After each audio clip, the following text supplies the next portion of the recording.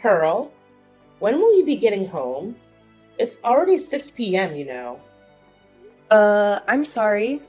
My meeting lasted a little longer than I expected. I'm just about to get on the train home. Huh? You've been coming home later and later these days.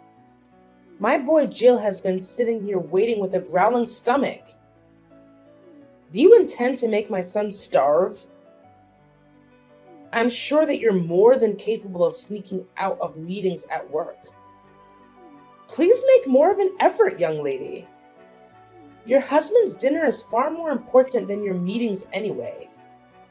No, this was an important meeting about one of our collaboration products with another company. I'm in a position of responsibility on this project, so there's no way I can leave before the end of a meeting. Stop making excuses. To focus single-mindedly on work while abandoning your essential duties as a wife, such as looking after your husband, is simply not acceptable. My son has no need for such a sloth of a wife. He'll divorce you, I say. Divorce. Looking after him? Oh, come on. Jill's a fully grown man, not a baby. Plus, he's unemployed right now and spends all of his time at home. Do not talk back to me, young lady. Sorry. It's gonna be a little while longer before I get home, though. So if he's really desperate for something to eat, you're more than welcome to use whatever's in the fridge. To make something to eat between yourselves. What? Do you seriously intend to make your mother-in-law into some cheap imitation kitchen maid? Have you no shame? I've never heard of such a cheek. I'll have him divorce you if you're not careful. No, I didn't mean that. I'm sorry. Just forget I said anything. We won't be waiting for you any longer. Jill's so hungry. He's going to pass out if he doesn't eat soon. We'll find a sushi restaurant or someplace to eat out tonight, so we won't be needing any supper from the likes of you. Hold on a moment, Mom. I understand you're upset, but let's not jump to conclusions or make threats. It's not fair to bring divorce into the conversation. We can discuss this calmly. Calmly? How can I stay calm when you're proposing something so outrageous? Making your own mother-in-law work as a kitchen maid is disrespectful to say the least. I'm your family, not hired help. I apologize if it came across that way, Mom. It was never my intention to disrespect anyone. I was merely suggesting that you could lend a hand in the kitchen, not take on the role of a maid. I understand that family dynamics can be sensitive, and I didn't mean to offend you. Well, it certainly sounded like you were suggesting something demeaning. But let's put that aside for now. We need to focus on Jill's hunger. He's feeling really weak, and we can't afford to wait any longer. I understand the urgency, Mom, but as you can see, Jill is a grown man now, so he could of course handle his own meal. You shouldn't have to worry about him that much. Oh, trust me, Pearl. I'm well aware that Jill is a grown man.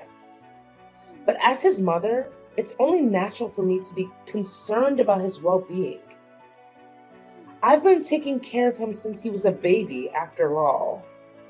Well, Mom, I think it's time to let go a little. Jill is perfectly capable of taking care of himself. He doesn't need to be coddled or worried over every minute of the day. Coddled? Worried over? Oh, please, Pearl. It's called being a loving and caring mother. I'm not smothering him. I'm simply looking out for his best interests. And honestly, I would expect you, as his spouse, to understand and respect that. I do understand, Mom, but sometimes your concern can be a bit overbearing. Jill is an adult, and he deserves the freedom to make his own choices and decisions, even when it comes to something as simple as a meal. What the hell are you talking about? How dare you talk about your husband like that? It's your responsibility to take care of your husband, but now I'm doing it for you. Actually, You would certainly have to thank me for that, don't you think? Mom, we are adults. We could look after ourselves. Could you please stop intervening in our life? It's just inconvenient. Oh, good grief! You really are a failure of a wife. My son picked this short straw with you, didn't he? I'll have him divorce you before long. I mean it. Jill, are you there? You got a minute? What is it? I was just about to go to sleep. Besides, if you want to say something, why not just come and talk to me? Why do you need to send messages when we're in the same house? But if I come to speak to you, your mom will probably overhear us. Anyway, it's about your mother. Is there no way we can live separately? This arrangement with the three of us is just not working. What? For God's sake. You're not going on about my mom again, are you? To tell the truth, Jill, I'm extremely stressed. I agreed to have her live with us because I felt bad about her being lonely after your dad passed away. But she's causing me so much stress, it's unreal. Does she think I'm some kind of slave? She forces me to do all the housework despite the fact that I'm working long hours. Not only that, but she barely ever lifts a finger herself. If there's ever anything she doesn't like, even just a little bit, she immediately brings up divorce and threatens to make you end the marriage with me. What's more, despite the fact she makes absolutely no money and contributes nothing to the household finances, she goes out to restaurants on lavish spending sprees, always bringing home bags of frivolous junk. There's no other way to put it, Jill. I've reached my limit, and I can't take it anymore. What can I do? You can complain about her as much as you like. But she doesn't have anywhere else to go. She sold the family home when my dad died. We're the ones who took her in. I could hardly send her packing now, can I? The only money she has to her name is her pension. So when she says she can't afford to contribute, she's not lying. Plus, without my dad, she's super lonely. Surely, it wouldn't hurt to indulge her selfishness, just a little bit every now and then. This goes beyond the level of mere selfishness. She sneers and barks orders at me, tells me I'm not fit to eat in the same room as her, and forces me to eat nothing but leftovers. Demands that you, being the husband, must always be the first to use the bathtub, while she, being the all-important mother-in-law, uses it second. Then when my turn finally does come around, there are even times where she lets the water out before I can get in. For some strange reason, she constantly gives me midnight sermons on how a wife should act. So I can't even sleep half the time because of her incessant preaching. Since she moved in with us a year ago, I lost 10 kilograms from not eating properly due to all the stress. This is malicious bullying, plain and simple. It's a miracle I managed to tolerate her this long, and the only reason I did is because she's your mom. But I'm sick of being treated like I'm not even human. I've reached my limit. Please, Jill, have her move somewhere else. Maybe an apartment or a shared house or something, I don't know. Just anywhere but here. If that's impossible, at the very least, could you please tell her to stop treating me this way? If you don't do something, I'm going to lose it. Fine, she's woman. I get it. I'll mention it at some point if I remember. Anyway, more importantly, I need $300. What? $300? What are you going to use it for? Travel expenses. I'm looking for work right now, so I need money for bus fares and trains and stuff. What? But I gave you money for travel expenses not that long ago. You get $150 a month for that already. That's a pocket change. I already use it all. Get a real woman. $150 just doesn't cover it. Give me $300. Wait, you're... No way! Are you visiting casinos again? What? Come on, it's not like it's a problem. I don't go very often, and I hardly spend anything when I do. It's a way for me to let off steam after the hours I spent job hunting. You haven't forgotten that you lost your last job? Because you got caught sneaking out of the office and visiting casinos when you were supposed to be working, have you? You got on your knees and swore you'd never visit a casino again, Jill. You swore! In spite of that, you're at it again. And this time you're blowing the money that I give you on travel expenses on the slots. If that's where it's going, you'll never get another cent out of me. Oh, give it a rest, woman. You're like a broken record. Nag, nag, nag. It's up to me how I spend my time. Are you seeing a ban from relaxing to take my mind off the stress of trying to find a job now? Who gave you the authority to do that? The only thing you're good for is bringing in money anyway. If you can't even toss me a few dollars when I'm in a pinch, then what the hell do you bring to the table? What? What does that mean? The only reason I have to work like a dog now is because you got fired for acting like a moron. Job hunting? Give me a break. All you do is laze around on the sofa like a sack of potatoes. Then you have the nerve to spend the money I give you for getting around town on the slots? You have no right to be angry with me. Oh, just button it already. Nag, nag, nag. You think you're so much better than me just because you happen to have a job, don't you? Screw this. I'm going to sleep. No, you can't. Just get up and talk to me. I'm not finished. Jill? Jill! Excuse me, Pearl. Answer me. What is it? I'm at work right now. I hear you've been complaining to Jill again. Giving him a hard time because he's struggling to find work. How dare you go whining to him behind my back? You really are a spiteful, underhanded cretin of a woman. What? One thing you don't seem to understand about my son is that he's recharging his batteries right now. He's simply depressed because things didn't work out at his last company. Any normal wife would be trying to make her husband feel better right now. But far from it, you're actually going on the attack. You're atrocious. You're a devil, I tell you. A devil. There's nothing for it but divorce. The fact that you're messaging me like this now must mean that Jill just woke up from his hibernation on the sofa. And told you about the conversation I had yesterday, right?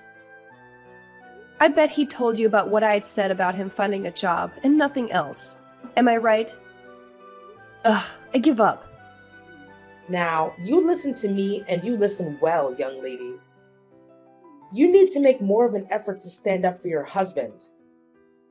You need to have his back. Just because you happen to have a job doesn't make you any better than him. Right, sure. I'm sorry.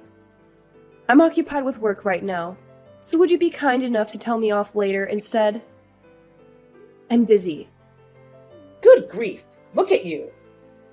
A fully grown woman bragging about having a job like it's some kind of special achievement. Tell me, Pearl, what good is a woman who does nothing but work? Ugh, I'll never get any grandchildren with a daughter-in-law like you. How about you fulfill your feminine duties as a wife for a change? I must be the unluckiest, most mistreated mother-in-law in the whole world. Aren't you at least big enough to admit your wrongdoing and walk away with some dignity? Get a divorce. You're really annoying me now. Would you just shut up for once? What? How dare you? What has gotten into you today? Where did this rebellious attitude come from all of a sudden? Know your place, young lady. Who do you think the mistress of this household is? If you defy me, I'll have my son divorce you. Okay, divorce it is. Huh? Have it your way. I'll divorce him. It's not like I particularly enjoy being married to an unemployed leech anyway. Nor do I take any great pleasure in having to live with his parasitic megalomaniac old hag of a mother. I'm tossing that egotistical, jobless douchebag in the gutter where he belongs. I'll divorce him then. Let's do it. I'm ready.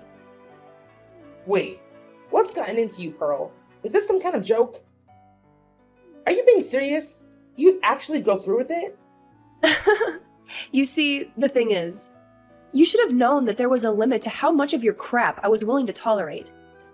What? Did you think I was just gonna shut my mouth forever like an obedient little slave while you hurled abuse at me? Are you and Jill actually aware of your current positions? What good is a woman who does nothing but work, you ask? How about putting food on the table for you and your waste of a space man-child of a son? Who do you think it is putting a roof over your heads? Who do you think it is who's looking after you and enabling your lazy deadbeat lifestyles? Go on, think about it. This one's really easy. Well? Oh my god, Pearl. What's gotten into you? This isn't like you at all. It's not that something's gotten into me. It's that you think you can manipulate and take advantage of me and my kindness. Ask yourself, do you think I enjoy feeding, clothing, and providing shelter for a malicious, bullying old hag of a mother-in-law? The only reason I reluctantly agreed to you living here in the first place was due to my mercy and kindness. Because I felt bad about you living all on your own after your husband died. And this is how you repay me? By walking around like you own the place and treating me like your slave? Then you have the nerve to threaten me with divorce when you don't get your own way? Do you have any awareness of how arrogant and shameless your behavior is? Well? Are you going to answer me, you miserable sponging witch? No, but taking care of your mother-in-law is a decent thing to do. What? I'm not sure that common decency like that applies to sponging vagrants. You are also aware that I'm not your daughter, right? Even still, I wouldn't tolerate this from my own mom. So what do you think gives you the right? If you were actually my mom, I'd be just as eager to get you out of my life. Pearl, wait! Pearl, I may not be your mother, but surely this is still no way to talk to your mother-in-law. And what on earth is with all this coarse, vulgar language?